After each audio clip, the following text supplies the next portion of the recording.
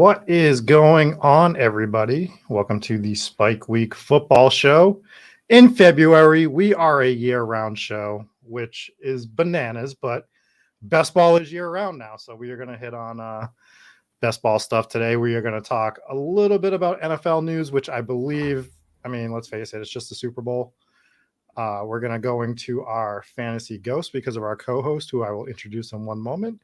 And then we are going to do a big ball draft, a best ball big board draft. There's so many B's in best ball that they just need to relax. It's just so much, but best ball big board. Yeah. So with me today, I have Dave Wilkins, who is my co-host for a completely different type of show. We do a ghost show called Hometown Ghost Stories, which you guys have probably heard me talk about. We've been going really well. Things have been going really well with that. But just a reminder, please like and subscribe to the Spike Week channel. And also, if you guys are listening to us on podcast form, make sure you like and give us a rating and a review. That would help us out tremendously. So again, I got Dave Wilkins here. Thanks for joining us tonight on short notice, but it's very much appreciated. No problem. Thanks for having me. Yeah. So the other thing I just want to hit on real quick is we are doing a giveaway on Spike Week. And once we get to 600, the first thing we're giving away for 600 subscribers to hear, and you got to be subscribed to Hometown Ghost Stories as well. We're giving away a Darius Slay Philadelphia Eagles Super Bowl patched signed jersey. And then once we get to 800, I think, I'll have to remember the numbers, but we're giving away a Tua Nike signed jersey as well. So make sure you subscribe to both of those channels. Maybe I should subscribe to Spike Week. Let me do that. Wow. I am offended. All right. So the Super Bowl is probably the only news we're going to hit on for football. Do you have any big takeaways from the Super Bowl other than it was a I thought the Rams were going to walk away with it, and they didn't, or run away with it. So I was a little surprised there. Although I think it would have been less close of a game if it wasn't for that ridiculous no call on that Tyler Boyd touchdown. It was T. Higgins, sir. Was it T. Higgins? Oh. Yes. That was insane. Yeah. That was the most insane no call I've ever seen, especially in a game like that. Yeah. On the other end, though, they're not calling anything the whole game, and then the Rams get 370 flags thrown their way right at the very end. So, you know, true. Give and take on that. My takeaway is the way the Bengals lost is exactly how we thought they were going to lose. That offensive line couldn't hold up in the second half. They were getting absolutely massacred, where we have these high-octane offenses that can't stop a defensive pass rush in the Super Bowl, and then so it wasn't as much a massacre as the Chiefs versus the Bucs because of it. But the Bengals have this high-octane offense. The only thing they can do this offseason, offensively, is to bolster that offensive line. Yeah. If they do, they might be scary as hell. So, yeah, they're scary anyways, but that's the you lose your offensive line in the second half, and you're gonna have problems, especially against another high-powered offense like the Rams. Yeah, so I honestly thought it was going to be a higher scoring game than it was, so that it didn't quite go the way I thought it was in that aspect. But I don't think there's much to hit on. There was no one to root against in this game so much for me. I was happy if Stafford got the ring. I was happy if all the young guys on the Bengals got a ring. OBJ, I like him, so I'm glad that he got his Super Bowl ring. Felt bad. Yeah, he's. I've never been a big fan of him, but he's such a Class A talent in the NFL that he should have a ring. He's that good. Yeah, I think that whole Brown situation shaked out the way it was supposed to, and we kind of saw that it was OBJ getting held down a little bit. Not that he was classic OBJ when he went to the Rams, but he was much better than what he was showing on the Browns. So. Yeah, the Browns are just a mess in general, that team. Right. Just always find a way to be a mess. What are your thoughts? What I am confused about all of the Matt Stafford retirement or Matt Stafford Hall of Fame talk. Is he retiring? No, but this is what they do every year, right? If somebody who wasn't Tom Brady wins the Super Bowl, the quarterback automatically starts to get talked about if he's a Hall of Famer or once they get older. So Stafford's in year whatever. he wins a Super Bowl. It's like, oh, well, is he a Hall of Famer now? And it's like, well, his career's not over, and he's a borderline guy. So the Super Bowl helps him out. It does. Which is the only position that it helps out, because like a guy like Aaron Donald, if he didn't have a Super Bowl, he would still get into the Hall of Fame. Probably. Right. I mean, honestly, I'm talking about one of the best defensive players ever too. So like that helps. But my point more so being that those positions like defensive line does not like, they're never like, well, he won a Super Bowl, so he should be in the Hall of Fame. Yeah. There's going to be it's a million players that have Super Bowl rings that are not in the Hall of Fame. Yeah. So it only comes up for the quarterback. So yeah, they're going to start the Stafford. Is he a Hall of Famer because he has a ring now? He's never been an MVP. I think if he ended his career right now, it would be a no on him being in the Hall of Fame. I mean, granted, he had his numbers are good. His numbers were good in Detroit, but I mean, I don't know. He had Megatron all those years, and they never won a Super Bowl. Although Megatron's in. Megatron's the first ballot Hall of Famer. Well, I mean, because he was just such an absolute beast. But the thing is like, now that you've seen Stafford with other receivers, it's not just Megatron that made Stafford, and Stafford has shown that he helped make these receivers as well. It was definitely a 1-2 punch, because he made Cooper Kupp a freaking stud this year. Like, Cooper Kupp was already good. He got Matt Stafford, and he just went absolutely bananas on the league. So I think he's got the talent. Give me one more really good year in LA, and I'll say he's a Hall of Famer. People have been talking about Flacco for a little while. Remember when Flacco was talked about? I can't imagine. Yeah, because he won that one Super Bowl. Because he won a Super Bowl. So that's what they start talking about. Your brother Jesse is saying Stafford is greater than Mahomes, so that gets hid right away, and he has been blocked and reported. So before we get into this draft, I want to get into a segment that we're going to do, and we're going to call it Fantasy Ghosts, to fit the theme of the other show that we do. And basically, we're going to talk about players that were fantasy relevant in some aspect last year. And then we're going to talk about how we're going to bring them up because, well, when we call them a fantasy ghost, they are not going to be relevant in fantasy this upcoming year, or have very limited upside, and you shouldn't be drafting them at all. So I'll give an example. I'm going to start with the quarterback. I'm picking Matt Ryan as my fantasy ghost. He's been fine the last few years. I don't think he's going to be moving on from the Falcons. I think it looks like he's probably going to stay there. So my problem is I've drafted him a few times already because I started off Pitts, and I'm like, oh, my second quarterback can be Matt Ryan. I can get that stack. And now I'm starting to think about it more, and I'm like, oh, my God, I think Matt Ryan is only going to have Kyle Pitts, and we're getting nowhere else with him. So now I'm starting to turn over to the side of like, I don't think I'm drafting Matt Ryan this year, as he's never going to be my number one quarterback, but he was always a good solid 2 for the last few years. And now I'm like, I don't think I want him. So I agree with that. I mean, I can't see that team. I don't think that team's getting any better next year, and they were abysmal this year. So if you have an offense that can't put up points, you definitely don't want that quarterback. Yeah, and they're going to lose Calvin Ridley most likely. I mean, that's not a given, but the trade talks are there. It seems like the franchise and the player are going to be moving on from each other. So I'm going to be going with probably fading Matt Ryan. And now we're going to have to draft him later, because it's just going to happen where we fall into Matt Ryan and we're like, oh my God, of course. So why don't you throw one out and we can see if I can yell at you about it.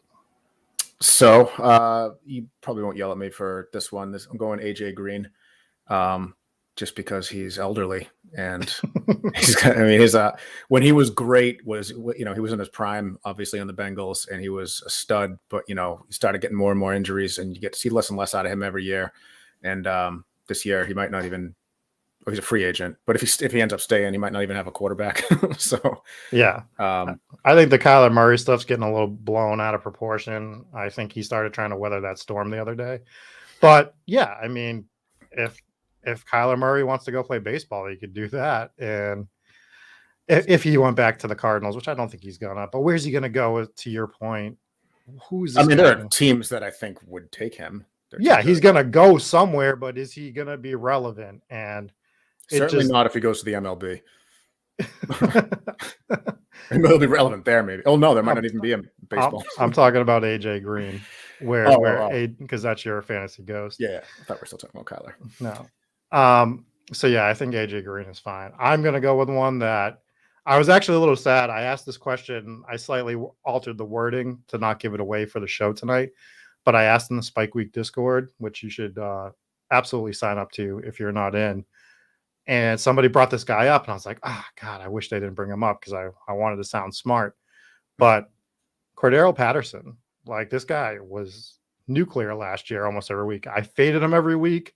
I lost money almost every week fading him in DFS. But I think it was just a one-off year in terms of like that high production that he was. This dude was going for like $8,200 and higher on DFS sites, which was crazy. And he was producing and he was doing it, but I think it was a one-off year, and I just don't think it's going to happen again. Are you basing this just on a gut feeling? Pure spite. Nothing. Yeah. What did he ever do to hurt you? You're like, you made me lose so much money, Cordero Patterson, that you better not produce next year. You better zero out multiple weeks in a row. He's also getting a little older too, so. I think they finally found out I'll give Atlanta credit that they finally figured out what to do with this guy, which all these other organizations hadn't done, and he produced at that level. But I just think it was a one-year thing. So that's where I'm at. Unless you want to tell me I'm wrong. I'm not going to tell you you're wrong. I'm going to tell you I don't really see it, but maybe. I mean, he is getting older too. He's been in the how long has he been in the league for? At least 37 years. I think so. Yeah. So. Why don't you hit one more, then I'll hit one more, and then we will do what all these degenerates want, and that is the draft. So I'm not going to go with my go-to, which is usually the rookie running backs that had great years and always fall off their sophomore years. I'm going to steer away from that because it's too bold of a call, and go with Mike Evans, because he's not going to have a quarterback, most likely, unless Tom Brady comes back. So he was obviously great with Brady, obviously, because he's a great wide receiver. And he was great with Jameis Winston because Jameis Winston, even though he was a trash monster, he would throw 5 touchdowns and 6 interceptions every game. So it's like those, they're going to your number one wide receiver. So he was great with Jameis Winston. But if you give them a dud quarterback or just a nobody, I think that offense is going to fall apart. And he's going to be, especially if he's got no one around him with Gronk gone. And what's his name there gone also. You got Gronk on. You got Chris Godwin, a free agent, who's also, even if he comes back, tore his knee up at the end of the year. So who knows when he's going to be ready to play. I don't think he's coming back. I think he was only back for Brady, and Brady's gone. I don't think he sticks around. That's kind of my take on him too, that he's going to be moving on and get lured away to a contender on a 1-year prove-it deal since he messed up his knee. And that's where I think. So to your point, unless they bring in a quarterback in, who is that quarterback going to be that they bring in at this point? I don't know, dude. I can't see Mike Evans, and it's going to be year 9, I believe, which he's still young enough. But and to your point, I don't think it's a talent thing. I think it's a team thing, and I just think the team's going to be abysmal. So I'd love to tell you that you're wrong on Mike Evans. It would, because I like telling you you're wrong. Yeah, it's one of my favorite things to do, but I can't. So. Well, you got to figure too, like they didn't just lose their quarterback; they essentially lost their head coach in their quarterback because nobody believes Bruce Arians is running that team, or at least not the offense. At least they kept their coordinators, for them. But I just don't know what they're gonna do. So I'm gonna wrap this segment up. I'm gonna pick a wide receiver as well, and I'm gonna say Jacoby Myers. Another guy that got brought up in the Discord that I was hoping didn't get brought up, but I hated Jacoby Myers already. I mean, hate's a strong word. I'm not a Jacoby Myers guy at all. Like, I'm a Patriots fan, as we know. Didn't like Jacoby Myers last year. People were like going out of their way to draft him. Like, this guy is not, especially a best ball guy, when we're drafting for upside. He just... on a team that doesn't throw the ball downfield enough, he's not a downfield threat. He runs about as fast as me. He's a slow dude, and he's just I brought it up, I think last week. He's a 5 catches for 60 yards and 0 touchdowns guy every week. You can stamp it. That's what he does. So what confuses me about this call is what's different this coming year than from last year. If he was relevant last year, what changes and makes him irrelevant next year? Well, I thought he was irrelevant, but because he was relevant to everybody except me.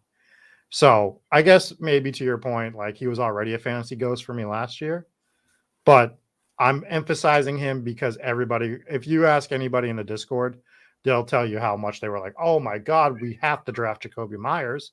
Like we're getting him so late. And I'm like, dude, he has no upside. Like you had more upside with Nelson Aguilar. Like Aguilar did nothing, but he's way more of an upside guy than Jacoby Myers ever was going to be. Jacoby Myers doesn't catch touchdowns. That's the Jacoby Myers doesn't do anything. He catches like I said, he does 5 catches for 60 yards, put it on his tombstone. I averaged 5 catches for 60 yards in the NFL every game, and I didn't score because I suck. Keep putting it on his tombstone. So that is our fantasy ghost, unless you'd like to try to duel me a little more on Jacoby Myers. No, I'm not even saying he's great. I don't think I agree with you that he's not great. What I'm saying is when I already asked and you already answered, but how is he going to be any different next year from this year? He's not. I mean, I think the only difference is it's not a super bold take because I think people are going to be off of him. Whereas, like I said last year, he was like a fantasy darling. He was one of those guys that was getting brought up every single show you listen to. It was you got to draft. You got to draft. He did have good chemistry with Mac Jones, it seemed. So to their point, I mean, now granted, it ended up not, like I said, 5 or 60 every game, but I do thought that they showed good chemistry, and that could lead to a better year next year. They got to bring somebody in. They got to bring someone in. That's clear, but yeah, like and I even when they bring him in, I just think that he's going to get pushed out if they do bring someone in. So I think he picked up a better rapport with Kendrick Bourne towards the end of the year. I think Hunter Henry is the other guy that they're going to be looking at. So even if you don't bring him in, I think he's at best the 3rd wide receiving option on the team. And it's a team that we don't want a lot of players on anyways for fantasy purposes, right? So, so yeah, that is our fantasy ghost segment, which we can look back on in a few months and we can talk about how wrong we are about all of them. Probably. I am going to bring up, we're going to do a big board. Oh my God, I can't talk about it because it's too many B's all the time, but we're going to do a big board draft. So before we jump in, we're going to jump in 1 minute. Don't pull the trigger if you're jumping in with us. So I brought Dave on the show because obviously Dave's one of my good friends, but he's pretty deep into regular fantasy football. He does a lot of DFS as well, but he has not jumped into a lot of big ball stuff, best ball stuff. So I decided that like, if I can bring him on the show, we can get a perspective of somebody who hasn't done a lot of best ball drafts, but has fantasy knowledge and just kind of see what their thoughts are as we go through a best ball draft. Because a lot of the people that are listening to the show or watching this show are very well versed, and we kind of get stuck on certain points. So maybe talking through with somebody that's not as well versed in best ball can help reopen our minds to stuff, or we can help people that have not actually done this feel pushed out. So that's what we're doing this one for. We're gonna jump into it now.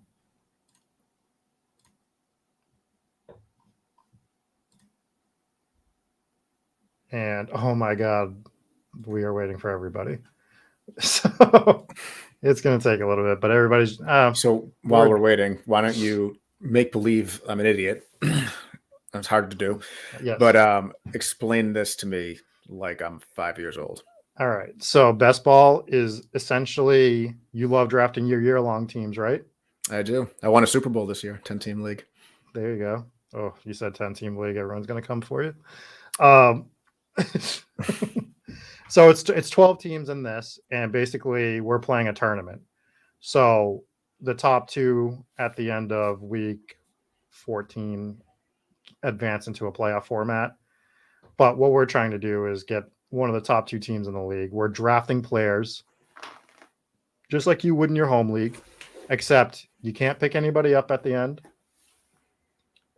What do you mean? I can't. What is that? I can't pick anybody up at the end. What do you mean? You can't pick anybody up in free agency. Once you draft your team, once the draft is over, you're done. Yeah. So once you draft your team, you're done. You don't pick up free agents. You don't drop players. So you got 2 quarterbacks. They both get injured. You're screwed. Is basically. Can you trade? There's no trading. So your team is your team, and what it does is you get the top score from your best players for the week. So if you have 2 quarterbacks and they both score 30 points and one scores 31, one scores 30, you get the 31 points. You get your top quarterback, your top 2 running backs, your top 3 wide receivers, your top tight end, and you get a flex spot for everybody but the quarterback. So that's, usually either a 3rd running back or a 4th wide receiver. And every team scores 400 points a week, basically. No, you'd be surprised. You score less because you're drafting so deep that you're drafting a lot of players that, that don't put up numbers, yeah, that put up nothing, and we're drafting in February, which is freaking bananas, Dave.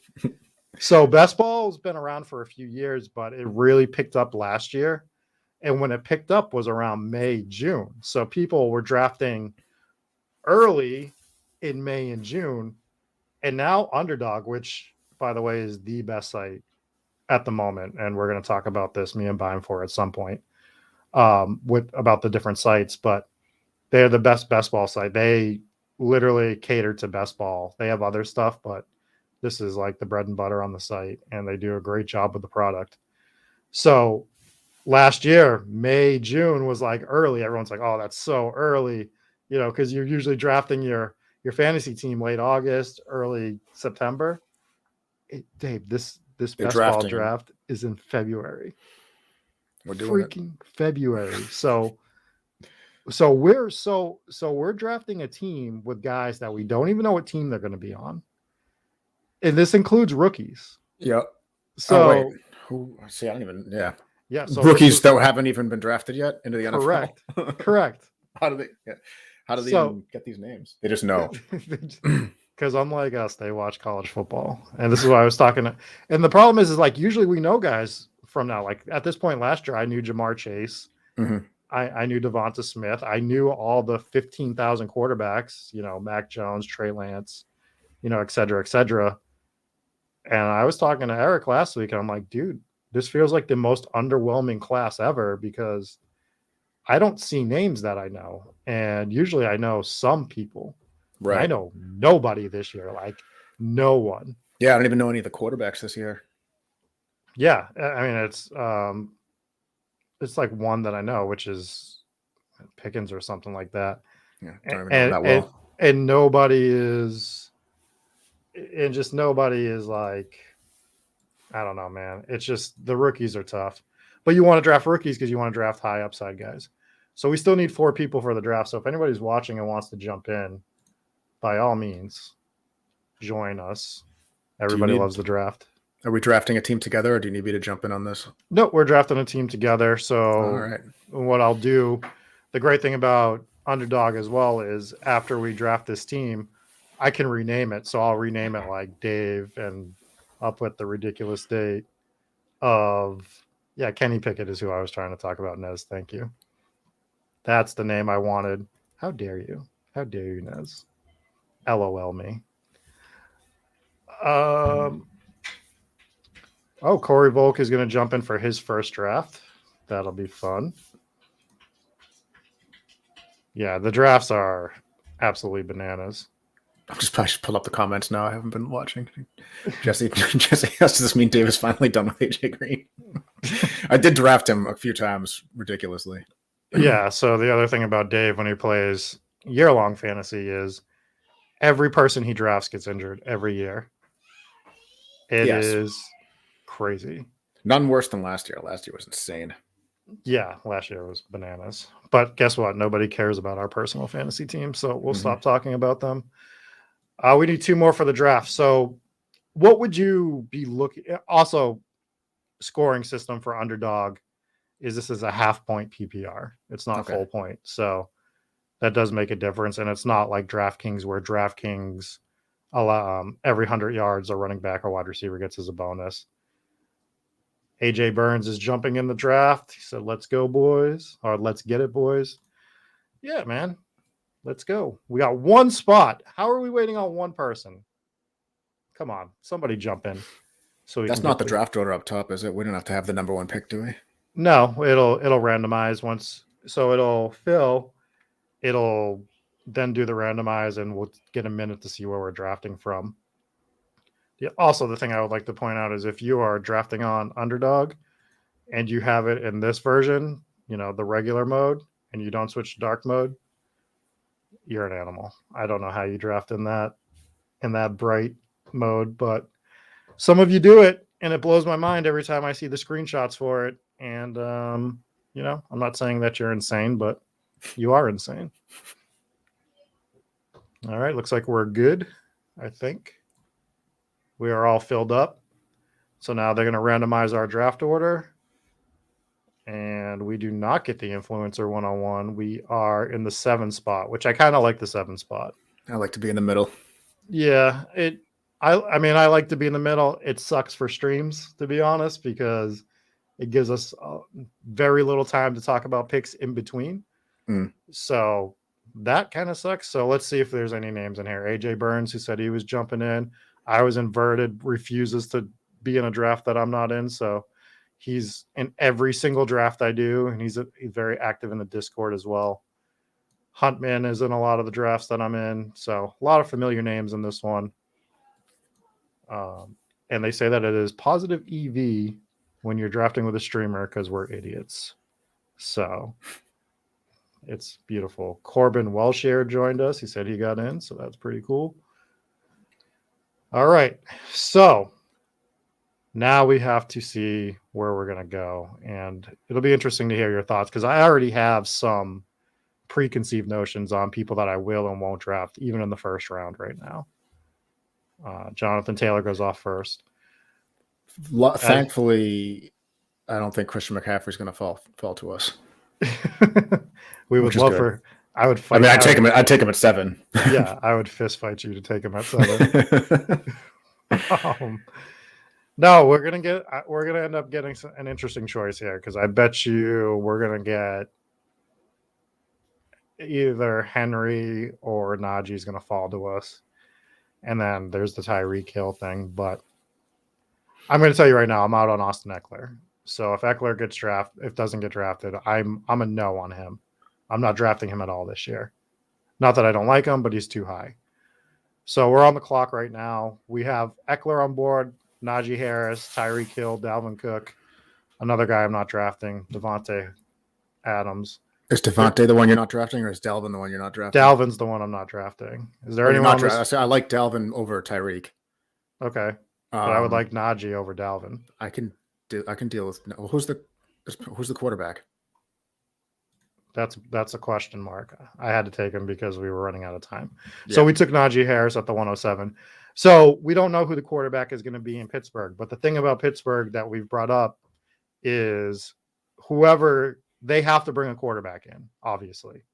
They can't run with Mason Rudolph. Like that team is too good right now to have Mason Rudolph come in and be their starting quarterback. Mm-hmm. They have the wide receivers. They have a tight end. They have the running back. That team is set up for success. Yeah.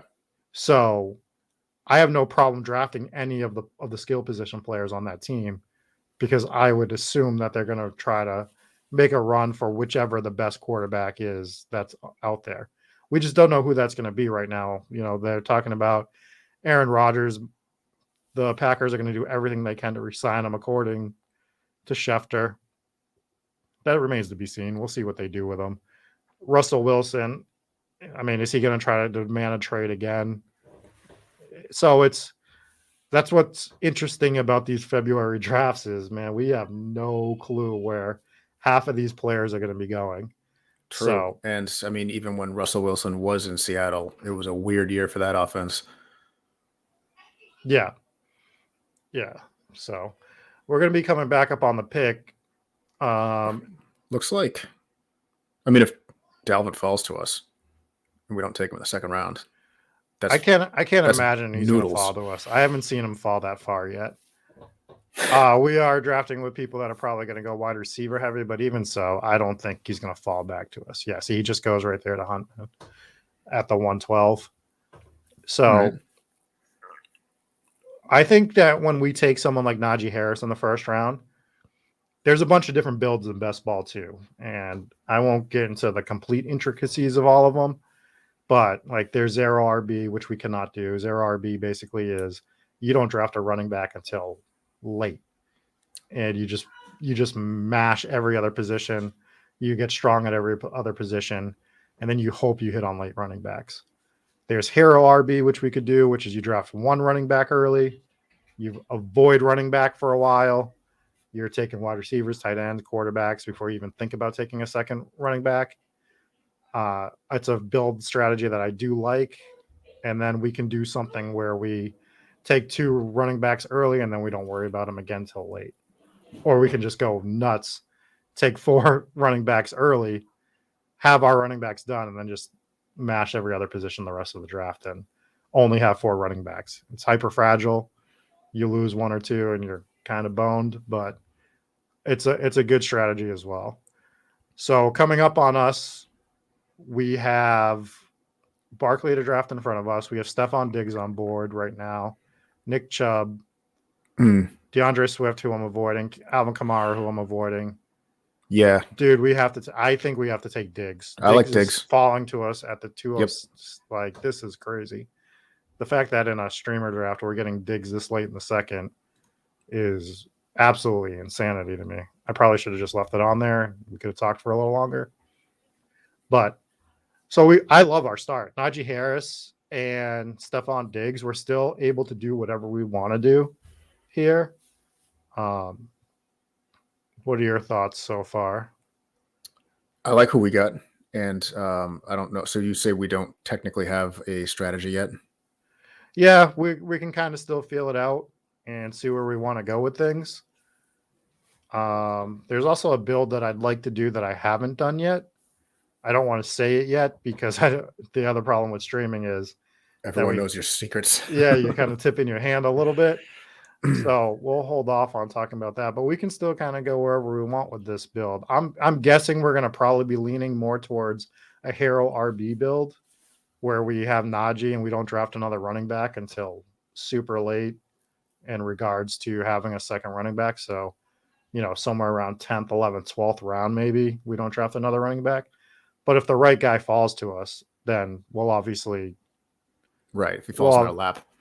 Yeah. And I think like the important thing about drafting these best ball teams is I don't think you can go into the season knowing like I want to try to get this many of my zero RB teams, this many of my robust RB teams, and blah, blah, blah, blah, blah. But when you enter a specific draft, I don't think you can have the mentality like I am definitely doing a zero RB draft right now. You have to kind of see what the draft does, because if it breaks a certain way and it makes more sense for you to do something else, then you have to do then you don't have to do it, but you have to kind of, move through the draft the way it kind of falls to you sometimes. Yeah, that makes total sense. So we see Higgins going in the third to 304, Keenan Allen 305. Are we next? We're going to be next on the clock. We're waiting for Igloo to draft. We have Cam Akers on board. We have Deontay Johnson. We have George Kittle. We have Kyle Pitts, which is a lot of fun. I know me and Bime4 have both been taking him in the third round a lot. So what I want to do, now that it's here, is I'd love to do a Josh Allen team. I hate drafting a quarterback this early, but because we have Diggs, I kind of want to stack Josh Allen with him. And then we don't really have to worry about quarterback so much. And we get that Josh Allen stuff on Diggs stack. And I'll be probably underweight on Josh Allen. Do you have any objections to this? No, I think that if we're going to draft a quarterback early, he's an absolute stud. So. Yeah, and when you have Stephon Diggs, you're just betting big on that Bills offense, which is one of those offenses.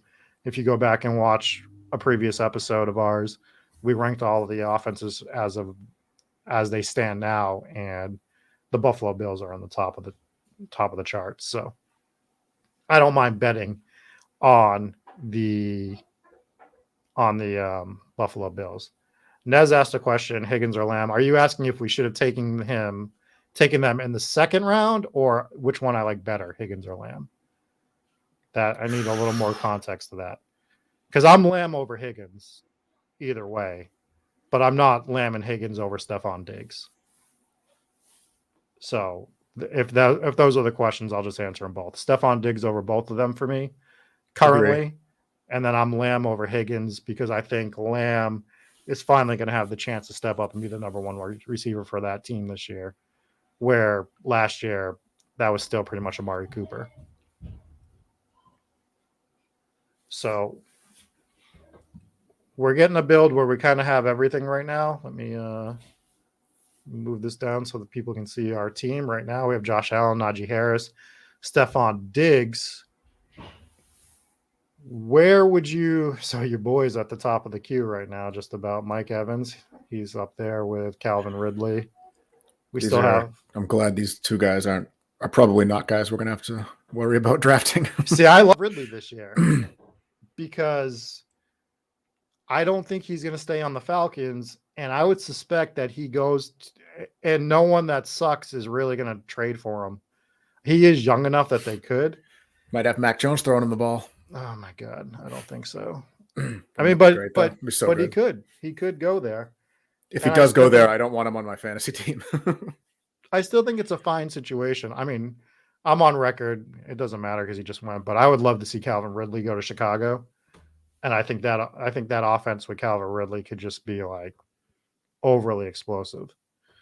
So this fourth round gets a little gross, man. We start looking around. We see Darren Waller, who I'm not in love with. I'm not a David Montgomery guy. Dobbins is Aaron Jones is interesting with the Aaron Rodgers news, because if Rodgers is back, then Aaron Jones is interesting. But where are you looking? So we got 30 seconds on the clock. I think Aaron Jones is interesting even if Rodgers isn't in town. Really? Because if they take a quarterback, if they end up with a quarterback who is at least decent enough to keep the offense on the field, they might lean heavier on Aaron Jones on their running back. Yeah, but they also have AJ Dillon is the problem. And if they're not moving the ball downfield, how many opportunities are the two of them actually going to get? So I took them just because we were talking about them. So we got Najee and Aaron Jones right now, which I don't mind doing. Again, I'm not going to take a ton of Aaron Jones this year, but if we can get him in the fourth, he's going to be a guy that if Rodgers and Devontae Adams come back, Aaron Jones is going to get pushed up to the second round minimum. So by drafting early, we get Aaron Jones in the fourth. It's great. Now it could absolutely bite us in the ass too, but I do like Aaron Jones if the band gets back together, as they say. I'm just not convinced it's going to happen.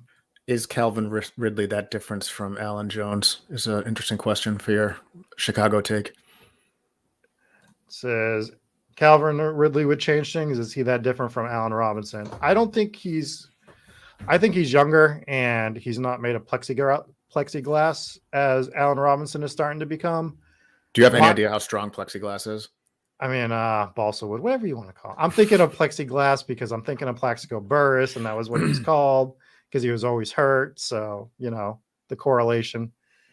So Calvin Ridley, to me, I think he helps change things because I think the whole team's going to change. They got rid of Nagy. They're bringing Justin Fields in as the quarterback now.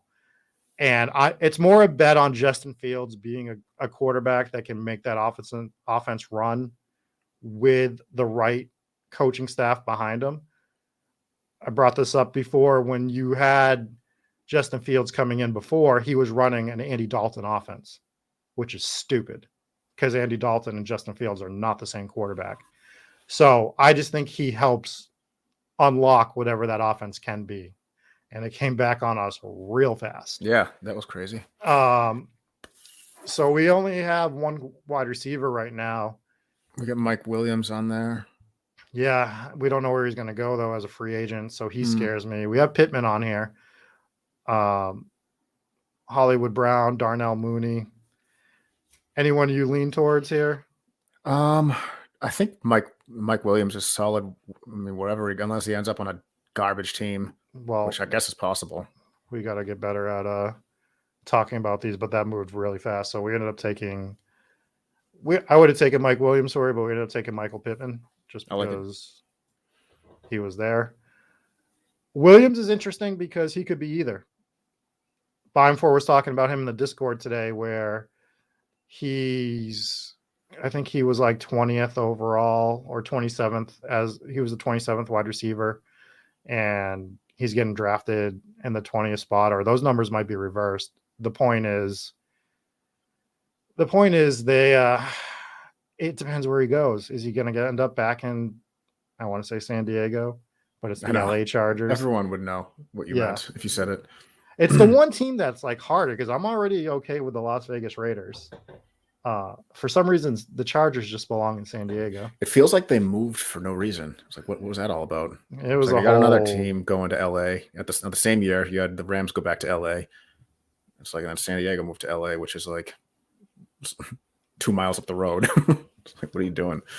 I just want to hit back. Nez did answer. He said he wanted to know who he liked more out of Higgins or Lamb, since they're like back-to-back in ADP, and that Higgins is gaining a lot of momentum in the streets.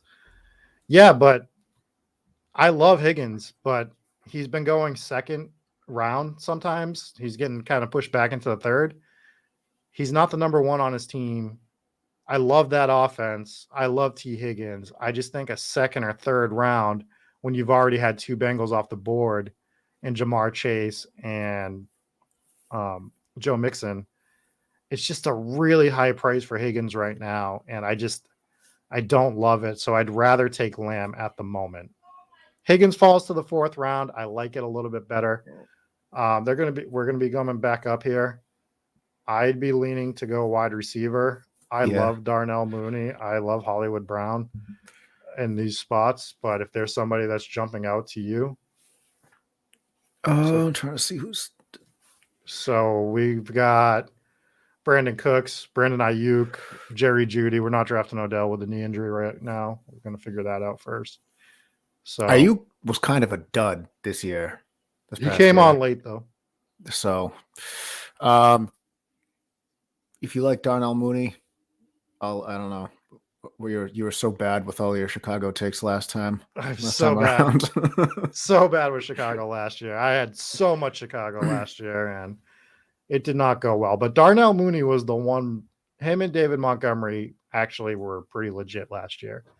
Mooney and Fields, when they were playing together, had a connection. And I think that I don't even think they got to bring in receivers because there's only 2 on the roster. I don't think they need to bring in a Calvin Ridley. Like, I would love for them to, but I think they have enough on the team between Comet, Mooney, Montgomery that offense can roll. I'm not saying they're going to be the best offense in the league, but I think they have enough to prove that they can be one of these top 10, 15 offenses where we want pieces of them. And if that's the case, then we want Mooney. He's probably the number 1 piece we want, especially at the price he's going at. 6th round, it's a pretty good price. We got about 5 picks until it's us. We already have Josh Allen, Najee Harris, Aaron Jones, Stephon Diggs, and Michael Pittman. So for me, I'm just looking to hammer wide receiver at this point. Okay. When do you like taking another quarterback? Because we want to have it at 2 at least, right? Yeah, so that's an interesting ask, and I didn't say this. I don't know if it's Casey or Kazi. Casey Brown says, so basically the Bears are winning the Super Bowl. That's not what I'm saying. I refuse to say that. But I think they're going to be a good team. And if they're not, then I'm out on the Bears for the rest of my life because, fool me once, strike one, fool me twice, strike three, in the great words of Michael Scott. We are on the clock, and I hate everything. I hate everything. All right, so back to my question about quarterbacks. If we're taking 2 quarterbacks, you got Matt Stafford right there. Mm-hmm. I don't know if we like him this early, though.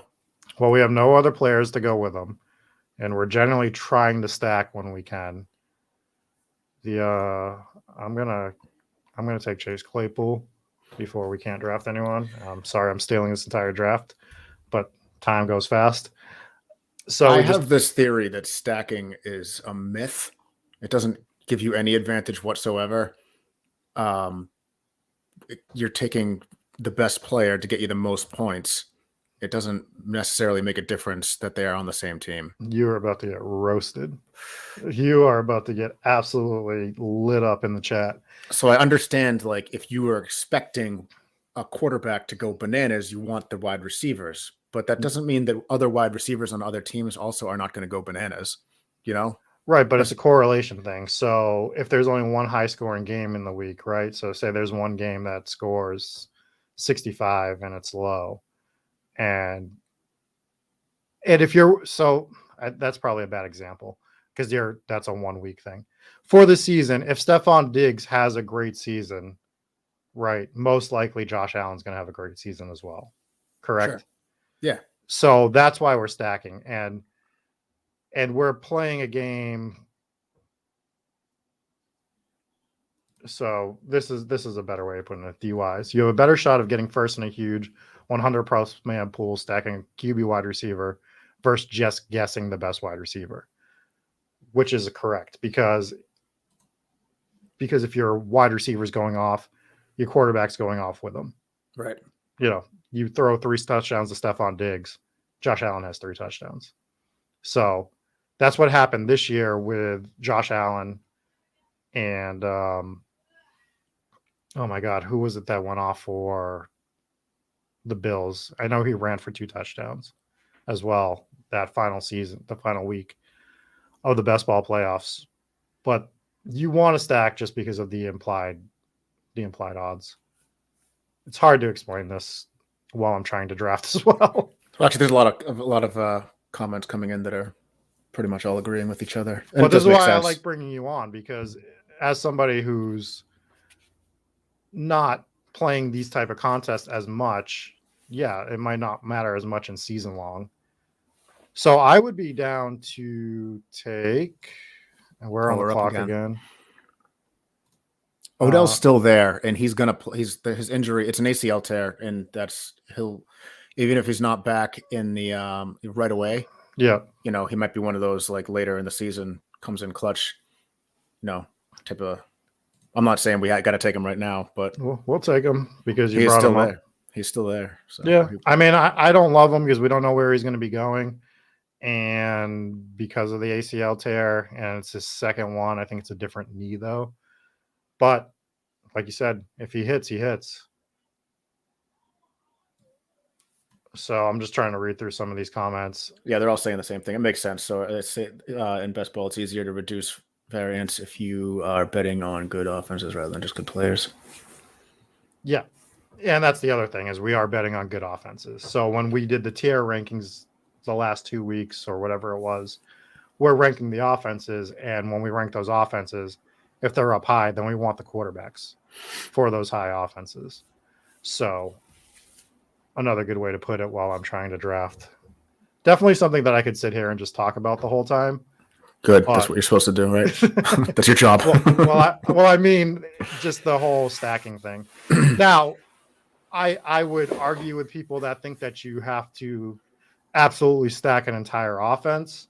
There's certain guys that I like skinny stacking, which is just the quarterback with one pass catcher, more than others. But that's offense to offense. Josh Allen, Stephon Diggs, I'm fine with just skinny stacking them, but I also don't mind having another piece if it makes sense. Who on that team? I like Dawson Knox. If you get Dawson Knox at the right cost, and I don't even mind stacking him with Devin Singletary at running back. It's just Devin Singletary's price is getting so high that it's starting to become a little more pricey to stack that offense. So we're coming up next. Of course, Dawson Knox is at the top of the board as we're talking about it. I don't think we have a tight end yet, right? No, but for me, this is when I would take my second quarterback. Right now, I would take Fields. We have Mooney. We have Josh Allen. And if we take Fields, we don't have to take another quarterback the rest of the draft. Fields might be a bum. But we have Josh Allen. We're risking the upside now. I know you're big on him. Yeah. So I'm taking Justin Fields because Josh Allen's probably going to be my number one quarterback all season. But Fields is the type of player that can have explosion games because of his legs too. Mm-hmm. So if I hit those right, then I'm just going to be having one of the highest scoring quarterbacks every week. Plus, we have Stephon Diggs to stack Josh Allen. We have Darnell Mooney to stack with Justin Fields. And, tipping our hand a little bit, we can still get Comet later as one of our tight ends. And then we have a Chicago Bears stack. Casey says, big brains can stack quarterback with in-division wide receiver tight ends for contrarian builds, which is absolutely true. You can stack your quarterback with division rival players. And another thing that people were doing last year that I think we're going to be doing a lot more of this coming year is not necessarily just stacking in division teams, but we're going to be looking at that last week of the season for best ball, and we're going to be targeting games. Last year it was Cowboys Cardinals, where people were like, I need to try to get Cowboys Cardinals stacks in case that's the game that explodes week 17, looking at the schedule. Can't do that right now. The schedule's not out, but there's different types of stacks you can do with a lot of stuff. And I love the division stack take, because if you're in a bad division, NFC North doesn't have any defense that you're absolutely worried about. So you start stacking, let's say Aaron Rodgers and Devonta Adams come back. You're taking Rodgers, Adams, Mooney. There's your in-division stack that's going to play each other twice a year. And if they shoot out both times, then it's a great point. We're on the clock next because I can't shut up and I just keep talking about things. Cordero Patterson's up there. Oh, my God. I hate it. So I personally like Noah Fant. I love the Denver offense this year. That's another team that needs a quarterback. But Noah Fant in the 10th round is at a price point that I'm fine getting him, knowing that I'm going to be grabbing other tight ends. Is there anything you see on the board that you're into? Not for tight ends, no. Wide, I mean, it could be anything. You tell me a wide receiver or running back. I don't really like, although Michael Gallup was interesting last year. I don't like him. I don't think I like him here, though. I've been taking some Gallup because I also find him interesting. I think he might re-sign with Dallas. That's a possibility. I probably would be his best landing spot. But he started out pretty hot last year. I thought what was the one game that he played, and then injury again. Yeah, and then got injured. Yeah, because he was on your fantasy team. Yeah. He was on my fantasy team. Yeah. So right now, let's read off our team to the people. We have Josh Allen, Justin Fields, Najee and Aaron Jones, Stephon Diggs, Michael Pittman, Chase Claypool, Odell, and Noah Fant. Darnell Mooney. We skipped him for some reason. I skipped Mooney? I believe you did. Well, we have Darnell Mooney as well. So we have two stacks, which I love. I love that we were able to get stacks. The thing about these big board tournaments, I've been locked out of quarterback by the 9th round twice. And when I say locked out, I have like a dividing line when you get to Kirk Cousins. That's the bottom tier of quarterbacks. And as you can see, we're in the 10th round, and the best remaining quarterback is Kirk Cousins. We've talked about this. I think quarterbacks are going to shake out and come back down to the level that they normally do. But for now, like, if you're not grabbing a quarterback in the top between rounds 5 and 9, you're going to get locked out of the bigger names. This is such an ugly list. It is. This is what's left. And at this point, if you don't have a quarterback, you got to be looking to take 3 of these guys. You don't want to take just 2 of them because they're not putting up big enough numbers. So you need to play that juggling game of trying to get one of these 3 quarterbacks to get you a week every week. So coming back on us in about 4 picks, I want to try to get you more involved in this. Is there a position that you think we should be going to? We got 2 quarterbacks, 2 running backs, 5 wideouts, and a tight end. I got to throw running backs out there because they get injured so much. I mean, correct me if I'm wrong, if that's a bad call. I don't know who's on there. Who we got? So I don't hate it. I'm not completely opposed to it. I'd probably be looking at the wide receiver list myself and hammering wide receiver for 1 or 2 more rounds. Yeah, because I don't think there's anyone on here that I think we absolutely got to get at this point either. I do like Madison in case Dalvin Cook goes down. He gets a lot of that work. And the wide receivers are starting to get ugly. So Palmer's okay. Van Jefferson's okay. Julio's okay. So why don't we take Julio? Yeah. And just hope for some upside on him. The other guy I would have taken is Madison there. Just because of the upside. We have 2 studs. Well, theoretically 2 studs. We're hoping Aaron Jones is a stud. Based on what that offense does with Aaron Rodgers and Devontae Adams, I think if you get Rodgers back, you get Adams back. But that remains to be seen. I can't imagine. Can you imagine Rodgers going back to Green Bay without Adams? Without Devonta Adams, it just doesn't make sense why he would come back to a team like that. So they're either going to get both or none, and I'm willing to take the risk occasionally with Aaron Jones because he's explosive. When he plays, he's still explosive. We all love AJ Dillon, and rightfully so, because he is the next man up. He is going to be that. He does have that stud level running back, but we've seen it everywhere. It's a 2 RB league for these teams now for the most part. So you're getting into backfields with timeshares no matter what, with the exception of like maybe 1 or 2 teams at this point.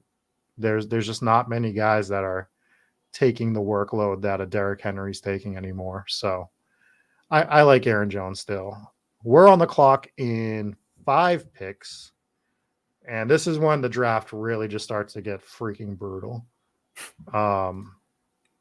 We start looking at some of these names. The top players left at running back, wide receiver, tight end are Gesicki, Zach Ertz, Hunter Henry, James Robinson, Cole Komet, Van Jefferson. We got Tyler Higbee, Russell Gage, Laviska Shenault, Devontae Parker. Lots and lots and lots of question marks. But that's to be expected in the 12th round of a draft. So anything that's jumping off the page for you here? No. So we got our Comet there that we were tossing around. Yep. I don't dislike Gesicki. Mm-hmm. He's a free agent, so it all depends on where he lands as well. Mm-hmm. True. I honestly, for me, it's either Hunter Henry or Cole Komet. Yeah, I like Hunter Henry. Obviously, I typically don't draft Patriots because they spread the ball out so much, but Hunter Henry was pretty clutch over there. It'd be fun to root for him. Yeah, so we can go with Hunter Henry since we do have.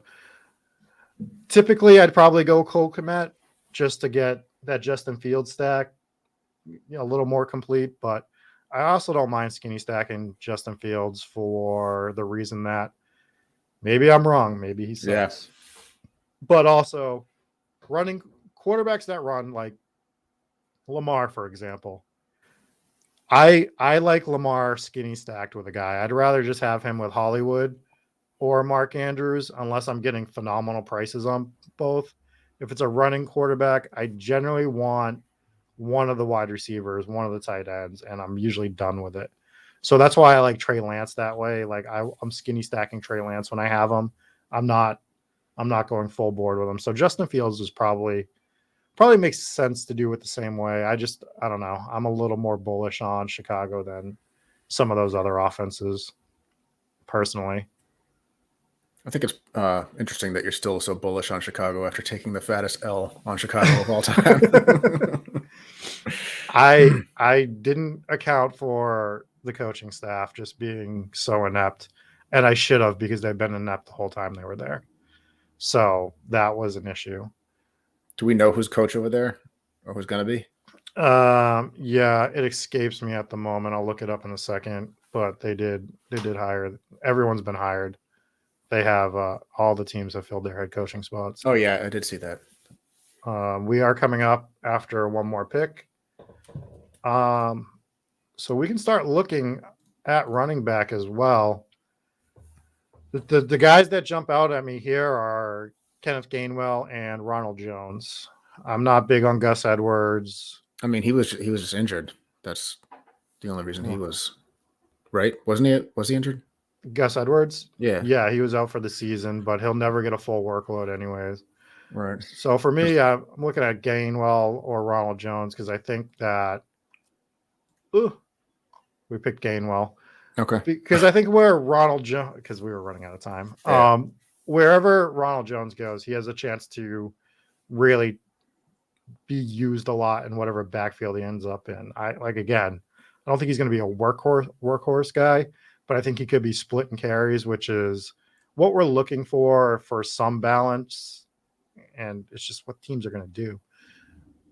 So I like Ronald Jones. Now he could end up in the worst situation ever. And we look back at it, it's like we drafted Ronald Jones and he ended up in, I don't know, pick a bad team that's not going to do anything. And we're like, shit, that was bad. But Atlanta.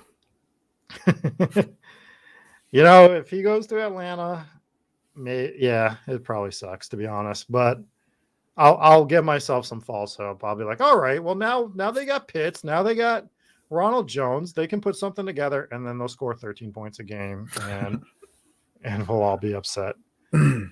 So, let's see. Let's run through our team real quick. We got Josh Allen, Justin Fields, Najee Harris, Aaron Jones, and Kenneth Gainwell at running back.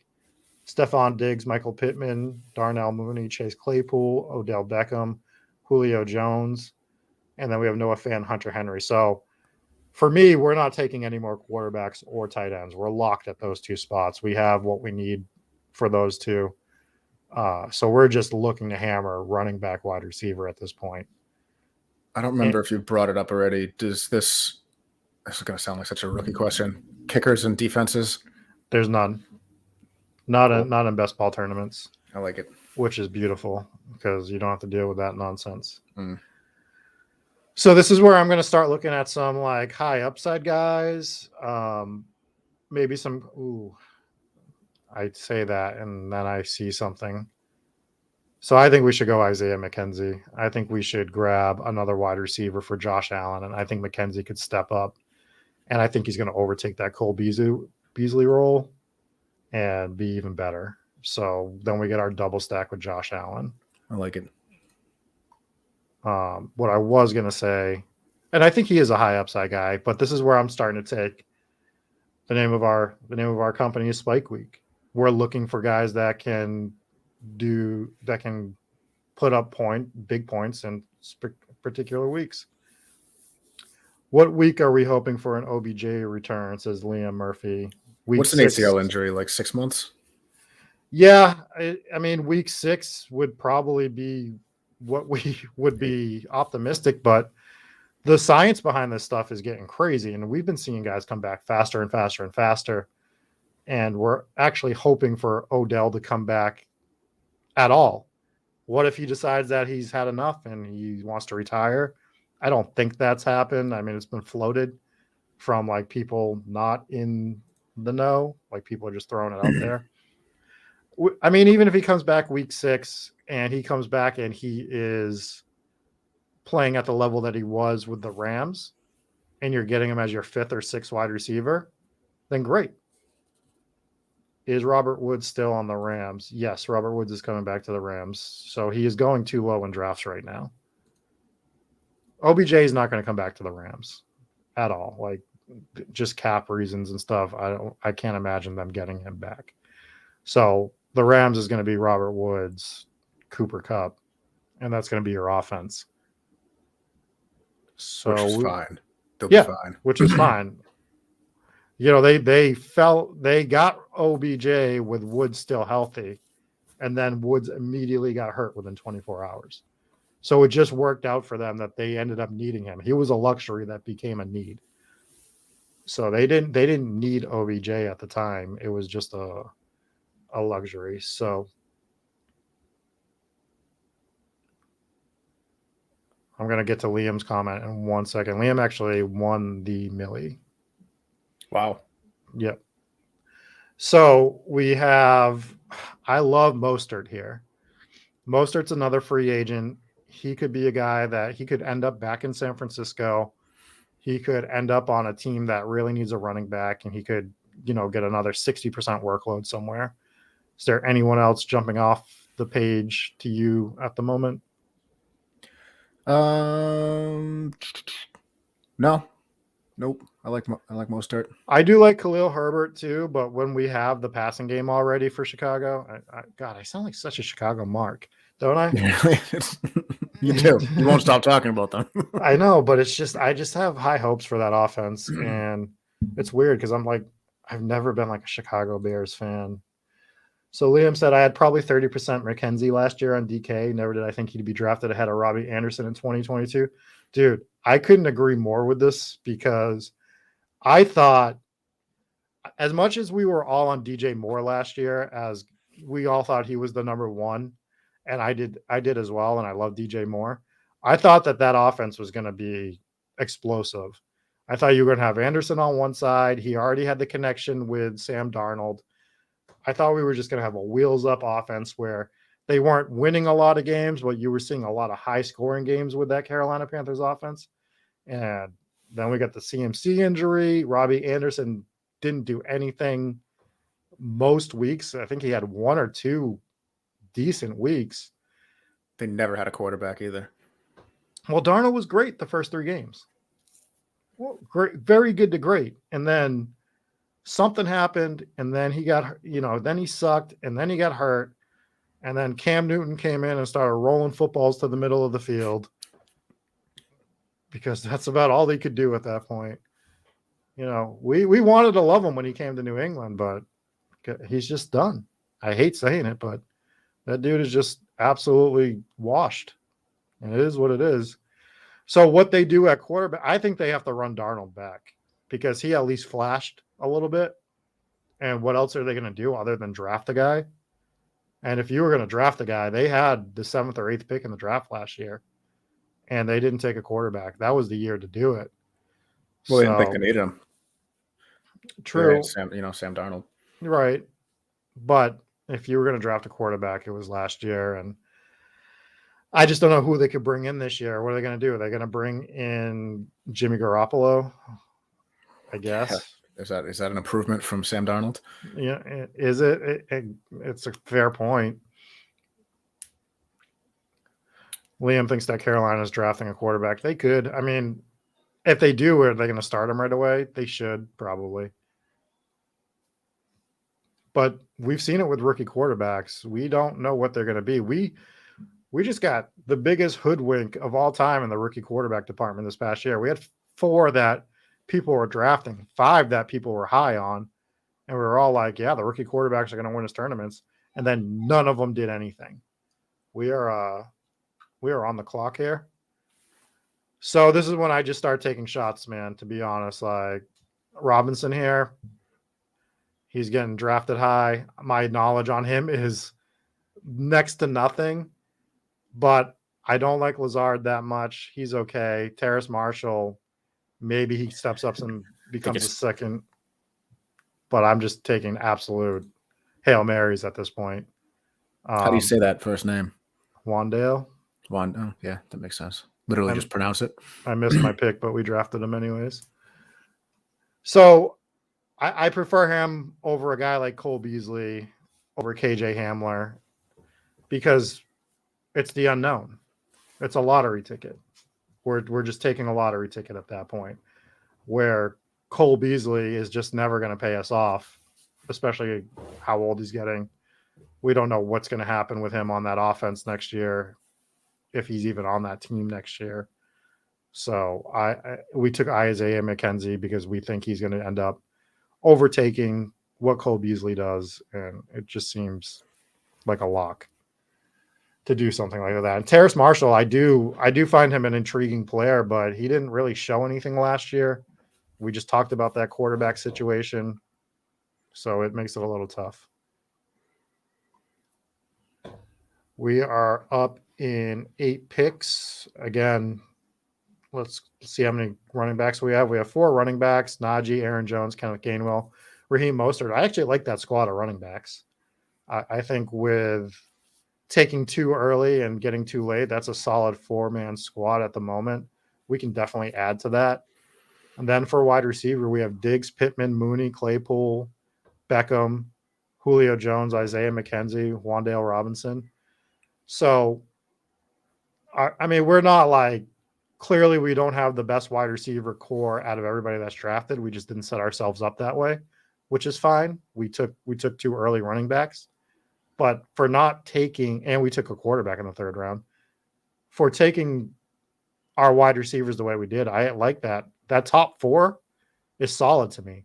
2 of those 4 should be starting for us every week. So that's why I think we can start taking shots on like some of these really high upside guys that they're either going to give us nothing or they're going to give us tons and tons of points. We're about 4 away. Are you seeing any guys on here that has a high upside? Because God, I wish Brian Edwards would, and he never got there, man. Terrace Marshall is we've just talked about. I'm not like in love with him. I think he's okay. I like Dyami Brown from Washington. It sounds like Washington is really going to be trying to go after a quarterback. I would probably be taking Justin Jackson here. Yeah, it's a strong offense. Well, he's a free agent, but I think he's flashed enough that a team might go out and get him that they really think they're a running back. You know, they really need to shore up their backfield or something. And he might not even be like the main guy, but he might get 40 to 50% of the carries. And as our 5th running back, if he's that guy and whoever takes him, the main guy goes down, then he could get like a 90% work rate. And that's the stuff that we just dream about in spots in the 17th round. So the other difference with Underdog this year, I know you didn't play on this at all, is now it's a 20-round draft, and last year it was an 18-round draft. Other than so we get those extra 2 players that neither of us have any idea who they are. Well, at the moment, I'm gonna know who Zamir White is by the end of the season. You just wait. No, so like for me, I know a lot of people like it. Personally, I like that it differentiated itself from DraftKings and having 18 rounds. And what they did was for the big dog, which was the $250 draft, the big dog was a $250 buy-in per team. That's what I drafted with Overzet last year. And I did a couple more on my own. And the big dog had 20 rounds. So I like that they changed it up a little bit for their higher buy-in. I actually thought that they should have done maybe 1 less round on the puppy and made it 17 rounds and just kind of kept that up where they're just making each buy-in a little bit different, a little unique. So it's not like it breaks my like heart that they're up to 20 rounds. It's not a huge deal, but I really did like the 18 round drafts last year. So over at wide receiver, we're up in 2 picks. The board hasn't really changed that much.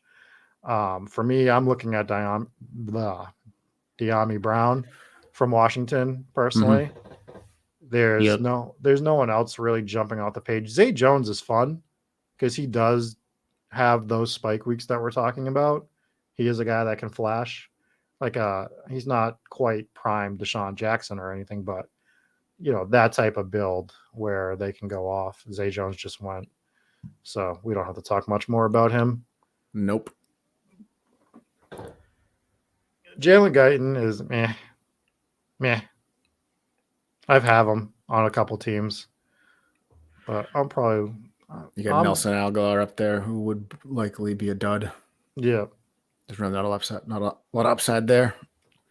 So I'm Dyami Brown here, unless there was someone that you saw jump out at you that you'd like to take. Quez Watkins is another guy that he could actually be. You know, we'll use him 2 or 3 weeks during the year, but he'll catch a 70 or 80 yard touchdown. So that's another one of those guys that would be great to take in a spot like this. And then, well, you know, they have at least with him, you know, they have a quarterback, whereas Washington, we don't know. Yeah, we don't know what Washington's going to do. They're talking about putting together a deal for somebody, but I don't know who they're going to go to. We have 10 wide receivers now, and we have 2 picks left. I have a running back that I am eyeballing that I do not want to say yet because I don't want people to steal him. But he's become my favorite 19th and 20th round pick, mostly 19th now. But I was getting him in the 20th for a while. Is 2 quarterbacks enough? With the 2 that we have.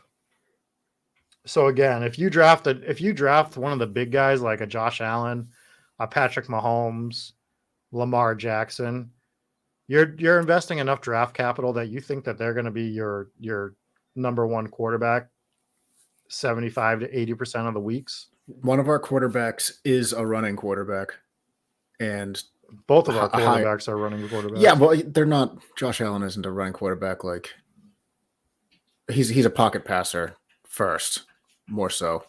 I don't know. I just feel like the Justin Fields has more of a chance to get injured. Yeah, but Josh Allen has the size. I can't really see him getting like taken out. So Bime4 has a great article about this. We need to be drafting as if we're right. We can't draft scared. So like if you're drafting Josh Allen, you're drafting him with the expectations that he's playing the full year. You're not drafting guys with the expectations that they're getting injured and stuff like that. Because if you have that thought, players are going to get injured. That's just part of the game. But we're drafting players with the idea that they're going to play a full 17-game season. We're up here. Yeah. So I love Earnest Johnson. He's going to be a free agent. If any guy proved himself to take on a main spot in a backfield last year, it was Earnest Johnson in Cleveland. Came in, lit it up a lot of the games that he played, and we're getting him in the 19th round. And he's just, I would not be shocked if you see that guy in single-digit rounds by the end of the year, based on where he gets signed and everything like that. He could just absolutely shoot up this draft board.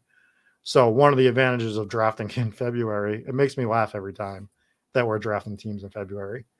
But one of the advantages of drafting teams in February is trying to get these players late.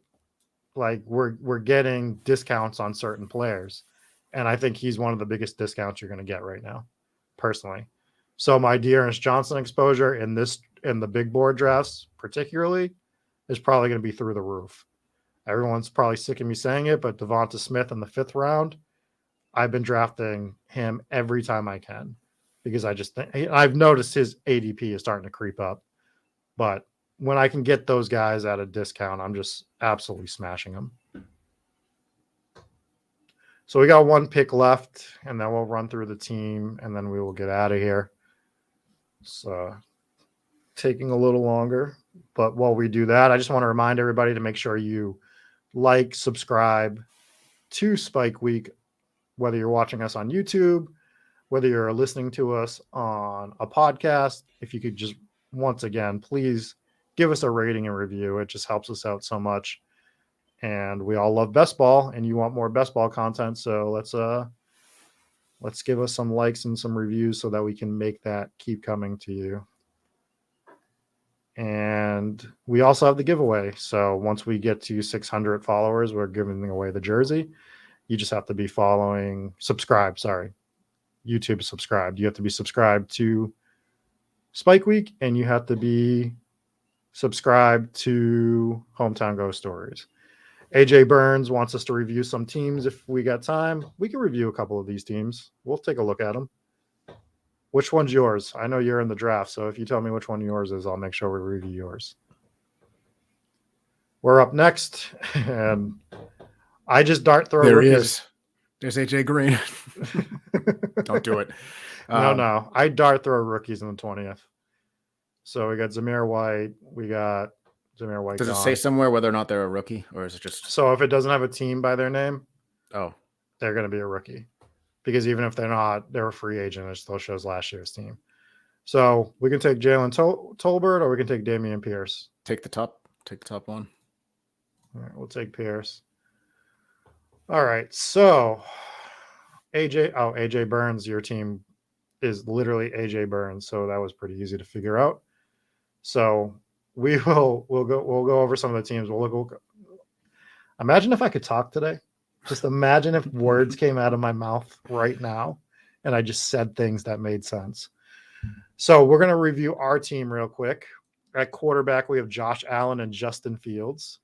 At running back, we went Najee Harris, Aaron Jones, Kenneth Gainwell. Actually, we grabbed 7 running backs, which I never do, but I'm fine with it.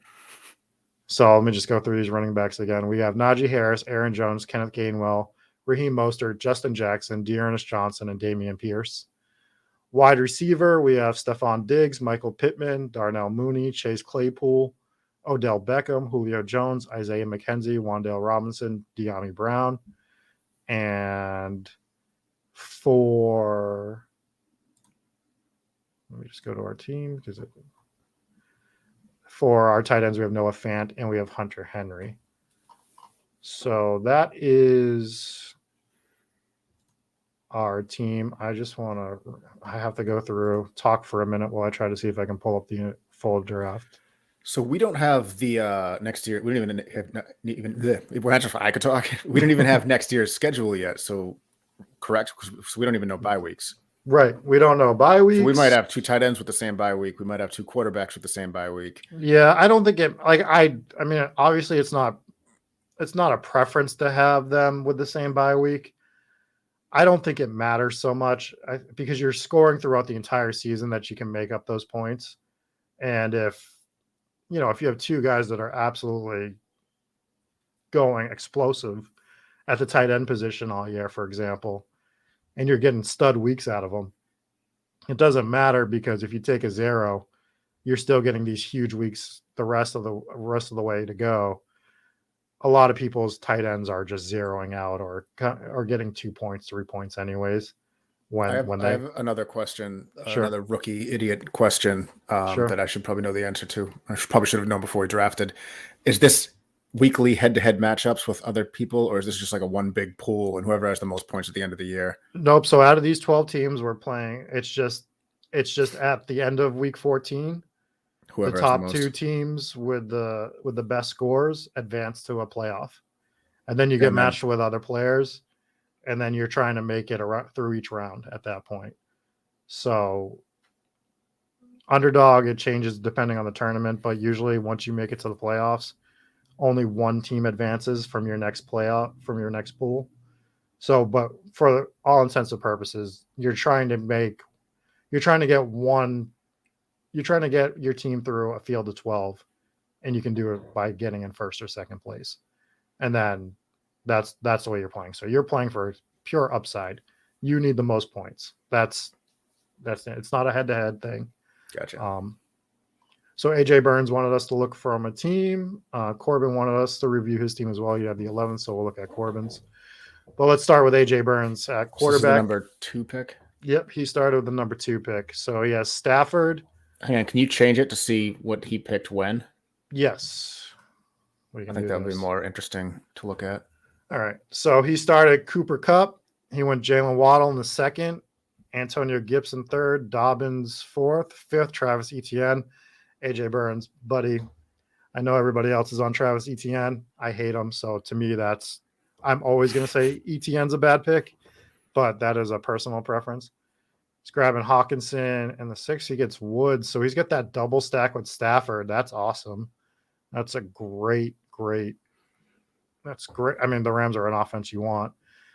He's got Miles Sanders in the 9th, which I think is undervalued right now. So that's a good pick. William Fuller, Will Fuller the 5th, whatever they want to call him this week. I don't know, man. I'm out on Fuller for now. Let's see where he goes. He doesn't stay on the field either. Kenny Galladay. If your team's healthy, this team's great. You have Tua, you have Devontae Parker. We'll see if he stays. You got Mechie, the wide receivers, a guy that I have found interesting from the very limited knowledge I have at wide receiver. You got Antonio Brown? Or am I looking at the wrong team? We went Antonio Brown, buddy. What are we doing? You think he's going to play?